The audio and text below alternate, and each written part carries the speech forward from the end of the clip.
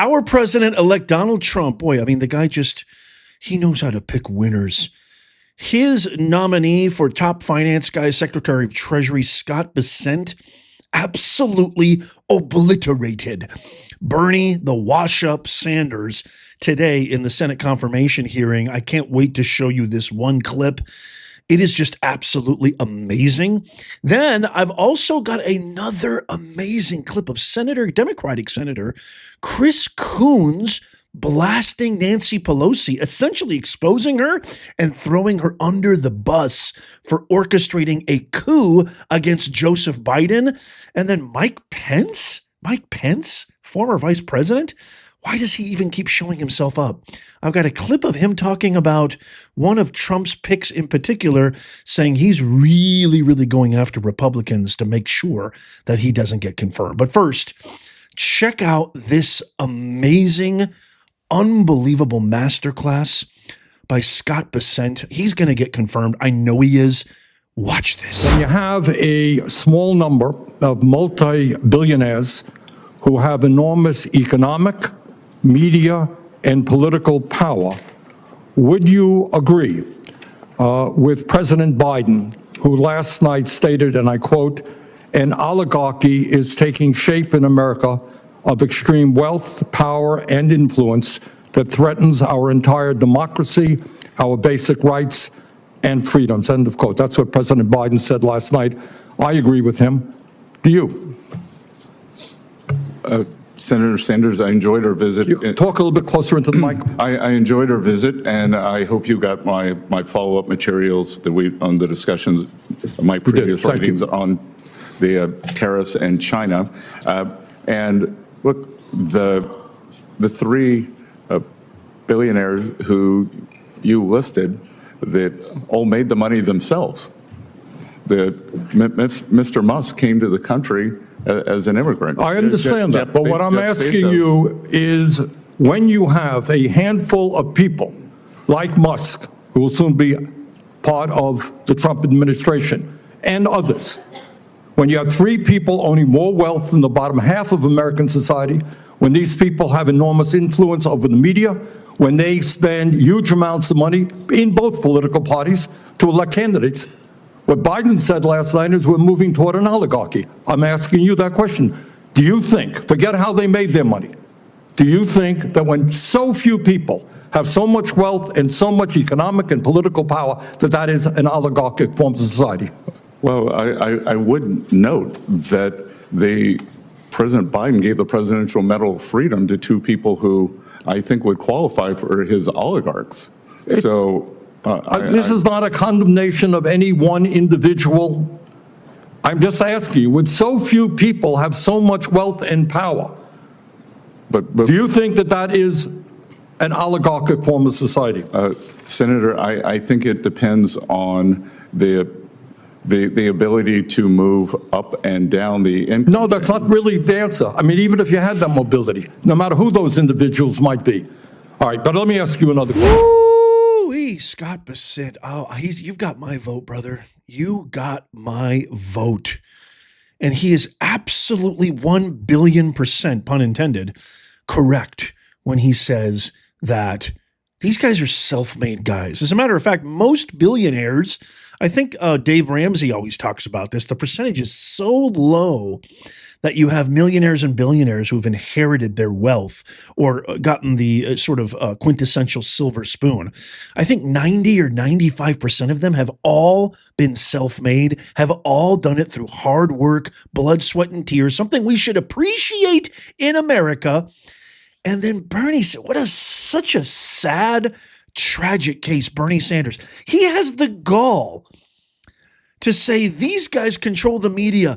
We have an American oligarchy. Joe Biden's speech last night, which was the most pathetic speech in political history, after he gave a freedom of medal to George Soros, the scum of the earth, literally the one guy who has gone on an absolute anti-American rampage, funding all these blue cities and these district attorneys who don't care about crime. They've destroyed cities like Los Angeles, have you been to San Francisco lately? San Francisco is a dystopia. Chicago, New York. I mean, the list goes on and on. Seattle, Portland's completely unrecognizable.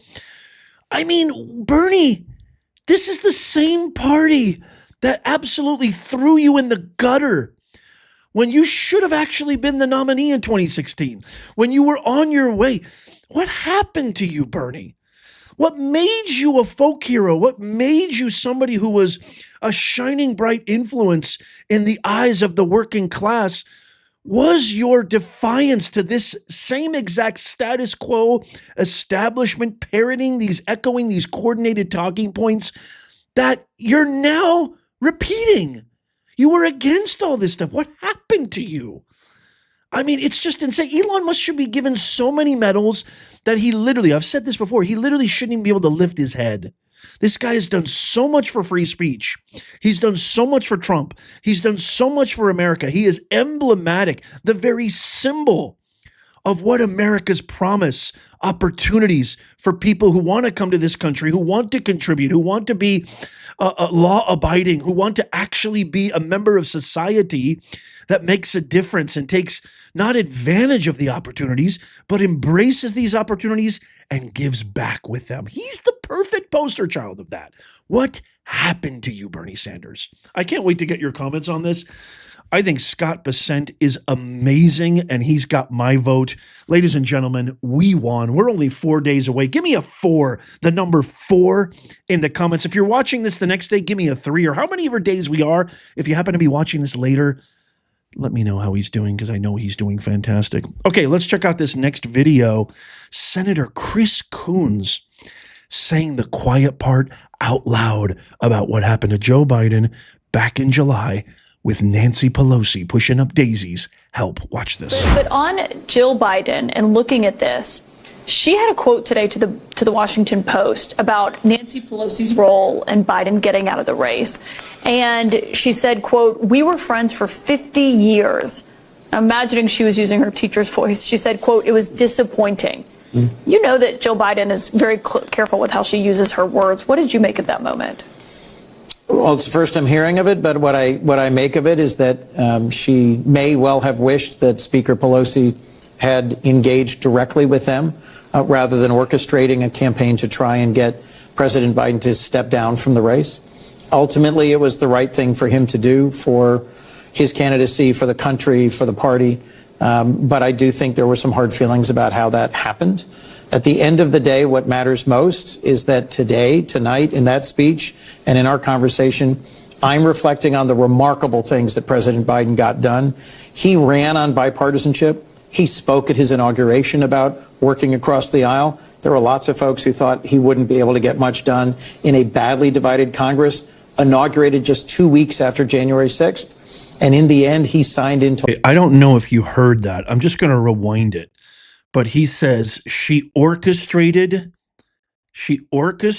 engaged directly. Look at this. She orchestrated. Watch this. Listen. Directly with them rather than orchestrating a campaign to try and get President Biden to step down from the race. Did you catch that? Orchestrated a campaign to get Biden to step out of the race. These are your hypocrites, my fellow Americans, my fellow global citizens. These are the same people that so-called champion of free choice. Although you don't get a choice of who you want to run the country, we're going to think for you because you don't know what's good for you. So we're going to think for you. Even though you actually voted for Biden, I didn't, but I know there's some people did. God, I don't know how. Definitely not 20 million more than Obama. I will go to my grave saying there's no way in a billion years he did that. But they literally executed a coup d'etat on a sitting president. These are your hypocrites. And now he didn't even realize it. Senator Chris Coons just admitted it. And now Jill Biden just stated something recently where she said that she was, quote, disappointed which in Hippocrat nomenclature, that essentially means I'm pissed off and I hate you, because they're never authentic. We've been friends with Nancy for 50 years. And this is just really disappointing. That means I absolutely hate you, and a big F you. That's a big F you for Hippocrats. And so Pelosi, I don't know why you still even show your face around anywhere. Why don't you just go count your billions that you got through insider trading and just get out of here? Leave. Am I the only one? Give me a capital leave, Pelosi. Get out of here, Pelosi, in the comments down below if you agree with that. And then lastly, I'm just very confused why Mike Pence keeps chiming in, after he's been pretty much ousted, both, directly and indirectly from any kind of relevancy. But this is Mike Pence again trying to chime in about RFK Jr. Listen to this. I might have been the first to call on Republicans in the Senate to reject the nomination of RFK Jr. as Secretary of Health and Human Services. There are many aspects of the government that bear upon the issue of life, none more important than health and human services. It was one of the reasons why during our transition in 2016 and 2017, all of our candidates, first and foremost, were supporters of the right to life. Ultimately, our nominee, Secretary Tom Price, would move forward and advance the cause of life. And we made great progress. As you know, you were directly involved in a number of those issues through administrative action. But I understand people's desire to defer to the incoming president and the team that he has around him. But there's a reason why our founders gave the Senate the authority to advise and consent. It's the ability to help shape an administration and in some respects serve as guardrails around what the American people voted for. And I would just say to anyone in the sound of my voice today that the Secretary of Health and Human Services on a month-by-month basis makes more decisions that bear upon the sanctity of life and protections of religious liberty than any other member of an administration except the President of the United States. I only have one thing to say. Does anybody really care about Mike Pence anymore? Does anybody really take him seriously? I mean, he was like kind of the setup guy, right? The guy that had the personality of a wet brick. The guy that, this whole kind of standing on high moral ground BS, I don't buy it for a second.